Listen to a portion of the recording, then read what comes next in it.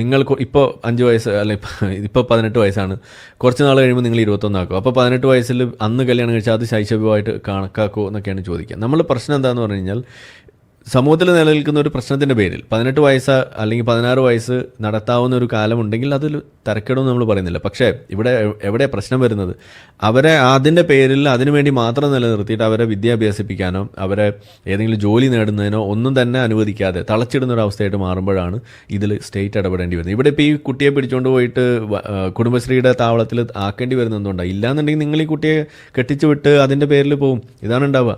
എൻ്റെ തന്നെ സുഹൃത്ത് ബന്ധത്തിൽ നമുക്ക് നേരിട്ട് അറിയുന്ന ഒരു കുട്ടിയുണ്ട്. ഇതേപോലെ എൻ്റെ വേണ്ടപ്പെട്ട ഒരു സുഹൃത്തിൻ്റെ ഒരു ആളായിട്ട് വരും, അവരുടെ സിസ്റ്ററായിട്ട് വരും. ആ കുട്ടി ഇപ്പോൾ മരിച്ചു. ഇതാണ് അവസ്ഥ. എന്താണ്? ആ ചെറിയ കുട്ടി 10ാം ക്ലാസ്സിൽ പഠിക്കുമ്പോഴാണ് ആ കുട്ടിയെ കല്യാണം കഴിപ്പിച്ച് വിടുന്നത്. പിന്നീട് അവിടെ നിന്ന് അങ്ങോട്ട് അതിൻ്റെ ട്രോമ, പിന്നെ അത് ഡിവോഴ്സ് ആവുന്നു, വീണ്ടും കല്യാണം ഇതിങ്ങനെ ചെയ്ത് അവസാനം ആ കുട്ടി ഒരു രോഗിയായിട്ട് മാറി, ഡിപ്രഷനും മറ്റ് പ്രശ്നങ്ങളൊക്കെ ആയിട്ട് അവസാനം ആ കുട്ടി മരിക്കുന്ന അവസ്ഥയിലേക്ക് വരെ എത്താണ്.